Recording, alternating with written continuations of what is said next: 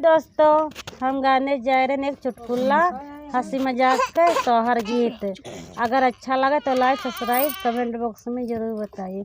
लल्ला ना हमारो पालनवा में झूला झूला, लल्ला हमारो पालनवा में झूला झूला। सासू ना देवता मना मैना मांगनी, अग सासू ना देवता मना मैना मांगनी गो। लल्ला नाम सासू हमारो लल्ला ना जी के नाना मांगे, सासू हमारो लल्ला ना जी के नाना मांगे। लल्ला हमारो पालनवा में झूला झूला, लल्ला हमारो पालनवा में झूला झूला।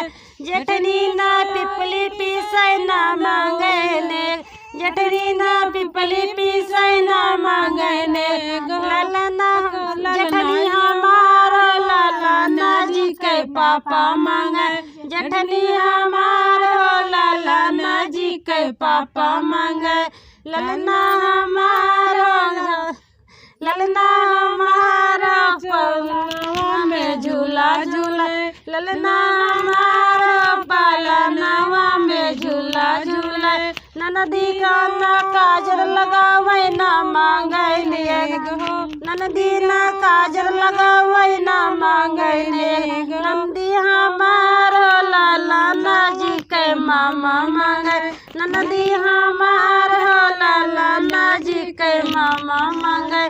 लल्ला हमारो पालनवा में झूला झूला, लल्ला हमारो पालनवा में झूला झूला।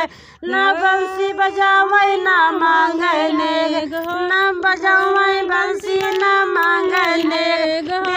देवर हमारो लल्ला ना जी के मौसी मांगे, लल्ला हमारो लल्ला ना जी के मौसी मांगे।